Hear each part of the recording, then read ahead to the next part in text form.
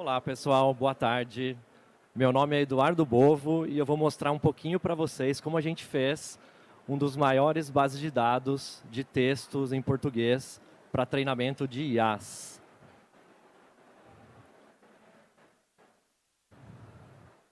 Nosso corpus Aroeira. Falar um pouquinho aqui da agenda. A gente vai passar pelo qual é o papel dos dados na IA, né? Como que isso reflete aqui no treinamento dos modelos. A gente vai falar aqui do nosso problema que a gente endereçou com o corpus Aroeira. Uma visão geral do corpus Aroeira. Vamos focar em como a gente construiu isso, acho que é clarificar um pouco para todo mundo como que se constrói uma base de textos que vai ser utilizada para treinar IA. Falar um pouco de resultados e métricas e concluir aqui, abrir para perguntas e disponibilizar para vocês aqui como é que vocês fazem para acessar essa base de textos e o trabalho que foi publicado em relação a ela. Bom, antes disso, hoje estou como gerente de ciência de dados no Instituto de Ciência e Tecnologia do Itaú. Eu lidero times aqui que fazem pesquisa, prototipação e produtos que envolvem Audio Analytics, Computer Vision, NLP, obviamente, e claro que Generative AI e multimodalidade eles atravessam essa atuação nossa de ponta a ponta. Sou formado em matemática pela Unicamp, tenho mestrado em matemática aplicada e tenho MBA pela St. Paul e com um módulo da Moody's em Nova York, tá bom? E antes de entrar no corpus Aroeira, falar um pouquinho do ICT. Acho que vocês já viram aí várias pessoas aqui, profissionais falando do ICT.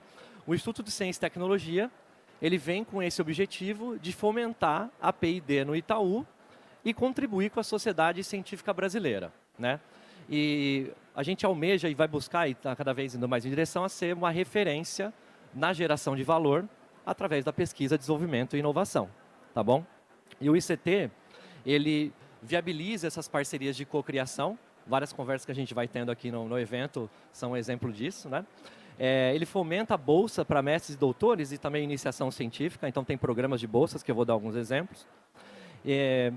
E o ICT ele funciona como um facilitador entre o banco, entre a sociedade brasileira, universidades que trabalham aqui com o P&D, tá bom? Além disso, o ICT funciona como um grande laboratório para experimentação, fornecendo infraestrutura para esses testes, para a gente poder ter uma exploração segura, né, de hipóteses, de tecnologias, e poder fazer desenvolvimento com elas, tá? Hoje, um pouco de números, né? A gente tem mais de 80 alto, eu costumo dizer, a gente está quase batendo em 90 pesquisadores externos associados às nossas iniciativas, com mais de 50 pesquisas em andamento, nos pontos que eu comentei aqui, mas temos Quantum Computing, Responsible AI, que a Bárbara apresentou anteriormente, aplicações de inferência causal, a gente tem engenharia de machine learning, e entre outros temas de pesquisa, como neurociência, robótica, tá?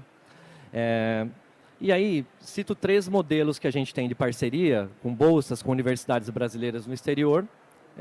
Depois acho que pode conversar, se vocês quiserem, um pouquinho com a gente aqui.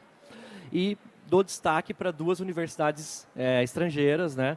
A gente tem uma parceria com o MIT super bacana na prevenção a fraudes, e tem uma outra com Stanford, recém-criada, com o Instituto Age AI, que é Human Centered AI, para olhar multi-agentes e ver esse aspecto de como a gente melhora cada vez mais os nossos modelos de linguagem, tá? E falando em modelos de linguagem, né, não sou o primeiro nem o último aqui, mas falando em modelos de linguagem, vamos falar então, fazer um recap rápido, acho que foi bastante abordado, do que é o papel dos dados na IA.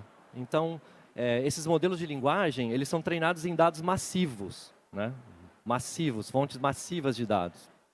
Aqui eu vou focar mais em dados textuais, mas a gente tem esses dados em áudio, tem visão, imagem, sensores, né? Tem uma série de diferentes corpora. E aí já até falo plural de corpus, né? Estranho, né? O corpus é o nome técnico aqui para esses grandes conjuntos de base de textos ou outros, né?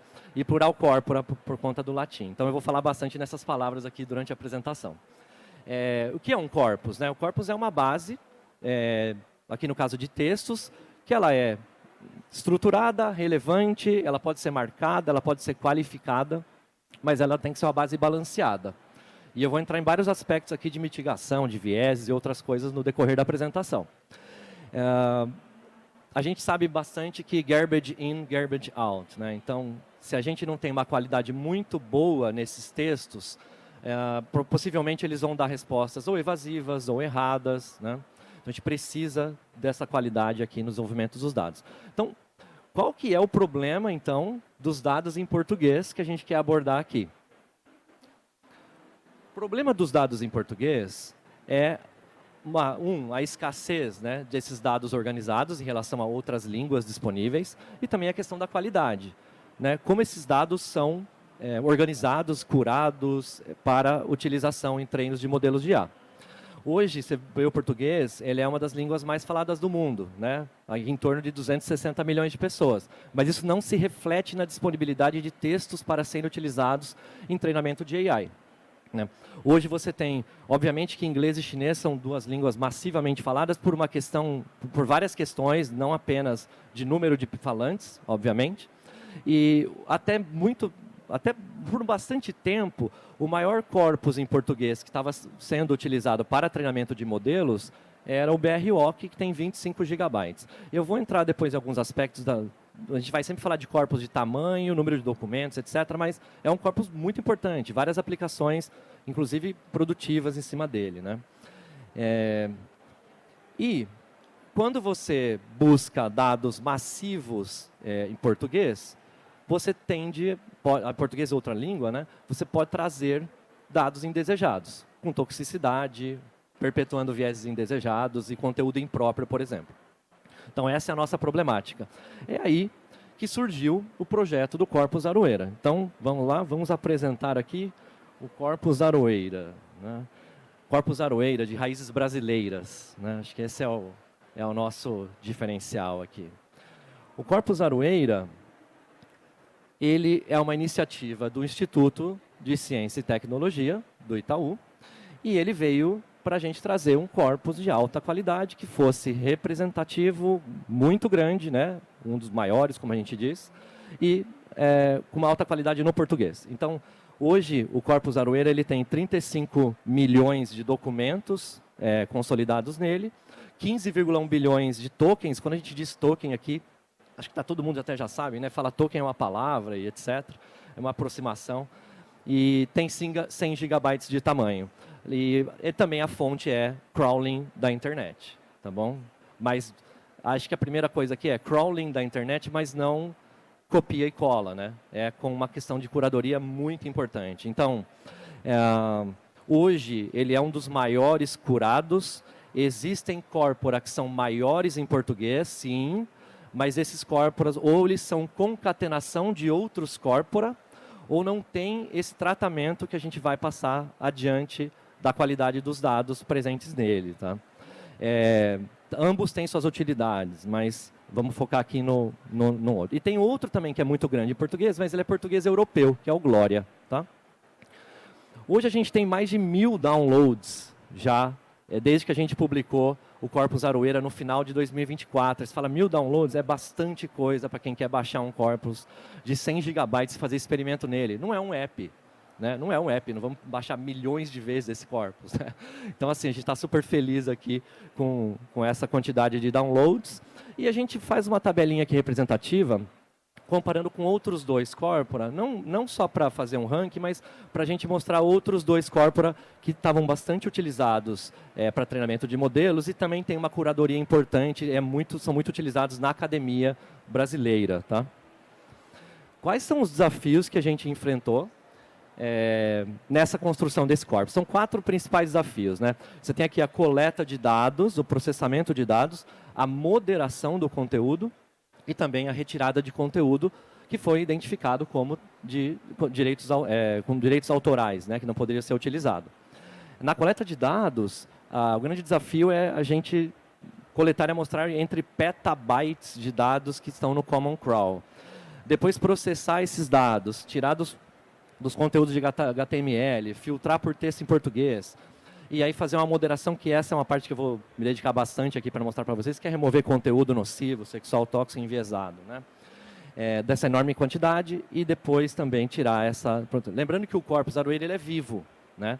Todas essas são mitigações, como a Bárbara bem apresentou na vez dela ali. São mitigações, né? A gente não consegue garantir que está 100% total, mas tem vários indicadores que eu vou mostrar para vocês aqui de como o corpus está equilibrado. E, eventualmente, algum conteúdo que precisa ser removido, a gente tem ele vivo para ser removido. Então, nós construímos um processo robusto aqui que ele envolve 2 pipelines. Eu vou entrar um pouquinho mais a fundo, porque meu grande objetivo é que vocês saiam daqui conhecendo um pouco de como isso funciona, né? Que não é uma coisa que você pega o texto da internet e está tudo certo, né?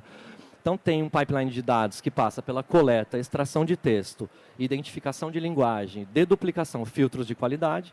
Depois, um pipeline de curadoria. Aqui, uma nota importante. Temos humanos no loop aqui, nesse trabalho. Apesar de a gente usar ferramentas que lidam massivamente com conteúdo, nós temos pessoas avaliando nessas equipes, né?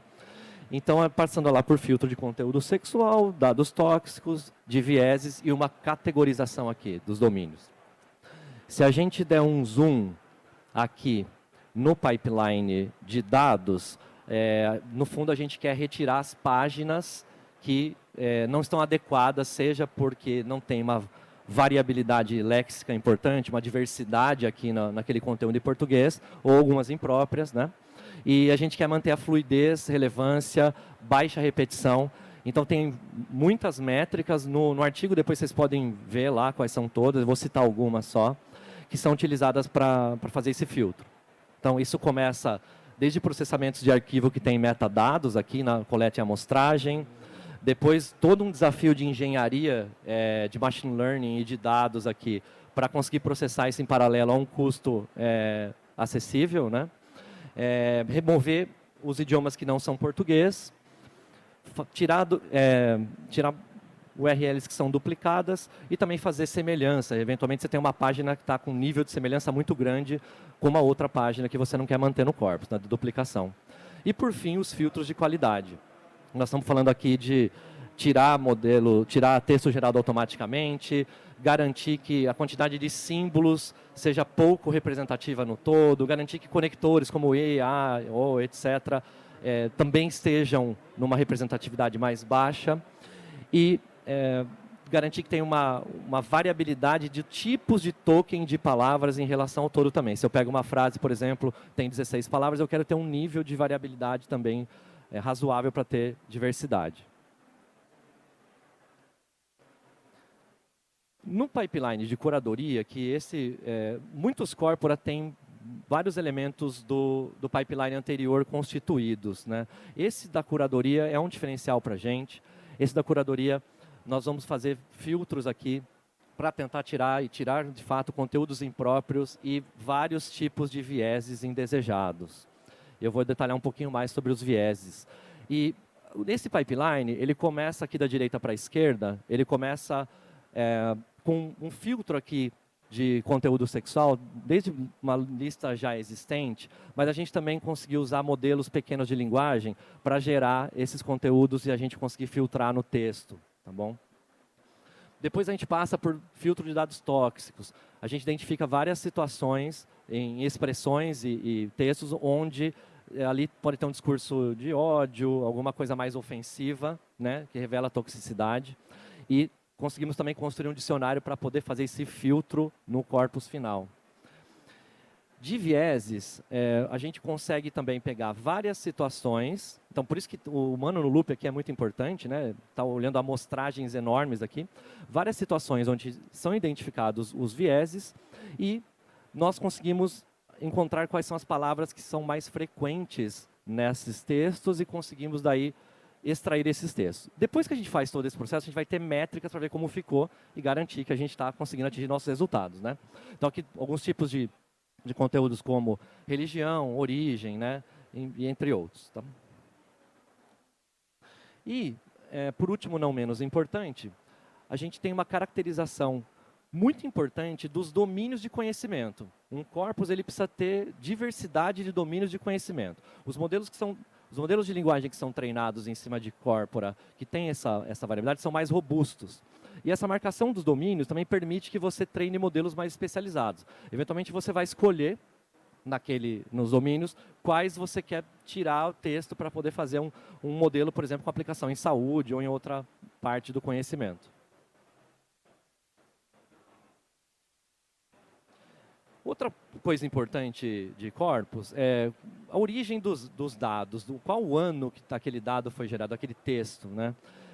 Aqui vocês podem ver uma distribuição, que são os textos que foram coletados e consolidados por ano de origem. E a gente pode ver que os anos de origem onde consolidamos, eles estão mais focados no próximos do presente. Essa abordagem de ter textos, né? Aqui é uma distribuição percentual, cada barra aqui depois soma tudo 100%. Como a gente vê aqui, entre 2017, 21 e 23, a gente vê que modelos treinados tendem a ter um menor viés temporal e ter termos recentes em português também. Então, tem estudos que corroboram, estão nas referências também do artigo. E a gente aqui está vendo que está indo até 2023, porque isso está conversando aqui com toda a nossa apresentação, mas já estamos rodando 24 para atualizar, afinal é um corpus vivo. Só que vários experimentos que estão em pipeline estão sendo feitos, tanto no Instituto de Ciência e Tecnologia como com parceiros. A gente ter essa representatividade até 23 já nos dá muitas respostas sobre o valor desse corpus. Outra coisa, né? Falei de várias restrições, pipelines, filtros, avaliações, né? Parece que a gente vai cortando tudo quanto é texto, né? Mas ficou muita coisa representativa, né? No fundo, um corpus com 100 gigabytes de tamanho, muito grande. E aqui no gráfico da direita, vocês conseguem ver um pouco da distribuição dos domínios desse corpus. Essa primeira grande barra, que é a NR, é o não reconhecido, ela é característica de quando você faz um crawling da internet. Muitas vezes você pega uma página, ou ela não tem um metadados que é decisivo para você classificar aquela página, ou tem uma ambiguidade muito grande de temas que você não vai conseguir realmente colocar numa caixinha só. Mas quando você vê essas outras notícias, blogs, textos em português, institucional, dicionário jurídico, enciclopédia, saúde, editoras, receitas de culinária, né? A barra, apesar de parecer pequenininha aqui, ela tem uma quantidade massiva de textos, tá? Por 100 gigabytes. É a questão da representatividade. Então, falando também de outros indicadores, eu não está na apresentação aqui, mas só comentar alguns, né? Quando a gente olha uma frase e vê ela conta a quantidade de palavras que são diferentes em relação a toda a frase, se ficar repetindo assim, casa, casa, casa, casa, casa, casa numa frase, não tem muito conteúdo, né? Então seria, né, 0 quase por cento aqui. Mas se você tem uma quantidade muito diferente de coisas, você consegue ter uma variabilidade léxica muito grande. Então, para você ter uma ideia, se for uma coisa acima de 70%, é como se fosse poema, escritos literários curtos, né? Entre 30, 40, 60 ali, textos jornalísticos, textos que representam informações factuais. E abaixo disso, em outros patamares, textos que não estão com uma qualidade desejada para a gente treinar modelos. Muito do que a Bárbara comentou na apresentação dela, os modelos que são treinados, eles detectam essa repetição e vão dar um grande valor probabilístico para as coisas que se repetem. Então, esse é um tipo de filtro importante. A gente tem filtros de quantidade de símbolos e palavras não válidas, palavras não existentes, também assim, em torno de menores que 20%. E palavras tóxicas, né, como a gente comentou, a gente tem próximo de 0, com outliers também que estão menores que 20%. Então, esses indicadores que eu estou comentando aqui, estão nos bullets, né? Eles têm no artigo bem detalhados como que estão decididos, e eles nos mostram que esse corpus está equilibrado em relação a essas métricas. Bem, e aí, como resultado super bacana aqui, e um diferencial desse corpus é a questão da retirada de vieses indesejados, como diferencial do Aroeira. Então, a gente tratou diversos tipos de temas e tópicos para vieses. Tem 2 exemplos aqui embaixo na tabela, mas eu vou citar alguns aqui. Então, gênero, origem, religião, termos de capacitismo, entre outras coisas. E a gente adotou uma técnica, são várias técnicas possíveis para você mitigar esses viés. Lembrando, você mitiga, você não retira todos os viés, nem tem sentido retirar todos os viéses, culturalmente falando. Mas você olha a co-ocorrência de palavras. Co-ocorrência. Então, na tabela embaixo, você vê o seguinte, que quando você tem o gênero e tem a palavra mulher, as palavras mais frequentes no corpus associadas à mulher são em ordem aqui. E essa tabela se estende muito para a direita, tá? É mais um exemplo. Homem, dia, ano, vida, filho. Né? Não temos estereótipos aqui indesejados ou ofensivos, né? Que até a Bárbara citou alguns lá na apresentação dela. Origem, asiático. Você pode ter estereótipos que são ofensivos, você pode ter outros tipos de estereótipos. Então, asiático, sudeste, país, mercado, continente, país. Então, quando você não consegue identificar essa relação, oh, que legal, não estou vendo nenhum estereótipo muito claro aqui, isso revela para a gente que a gente conseguiu atingir esse tipo de equilíbrio. Tá? Então, esse para a gente é um dos novelties, né, que a gente conseguiu fazer no corpus desse tamanho, em português. Bem, em resumo é isso que eu comentei aqui com vocês do Corpus Aroeira. É um trabalho aqui feito de futuro, é um prazer compartilhar aqui com vocês. A gente convida vocês a nos procurarem depois também para falar um pouco do ICT, entender que é essa iniciativa do Instituto de Ciência e Tecnologia do Itaú. Eu vou deixar aqui agora os links para vocês conseguirem, no QR Code da esquerda, no QR Code, é o link para o dataset lá na Hugging Face, para vocês, eventualmente, quem quiser pesquisar sobre ele. Só reforçando, a licença que a gente publicou esse corpus é não comercial. Essa foi uma outra contribuição que a gente fez. Ela é uma licença não comercial, ela é para experimentação, para pesquisa, é uma contribuição do ICT aqui para a sociedade brasileira. E o da direita é o link do artigo que foi publicado no Bracis em novembro 24. O Bracis é a maior conferência de inteligência artificial e sistemas inteligentes do Brasil, né? Esse artigo foi publicado lá, vocês podem acessar aqui também ele no completo. Faço um agradecimento especial a esse time de craques, que são os autores do artigo, aos times de engenharia, time de Responsible AI, todo o apoio do ICT, sem o qual esse trabalho grande não conseguiria ser realizado. E eu abro aqui para perguntas e deixo o meu LinkedIn aqui também para vocês, se quiserem me contatar.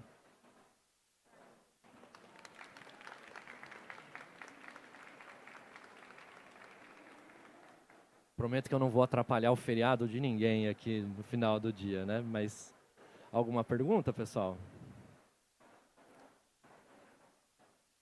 Legal.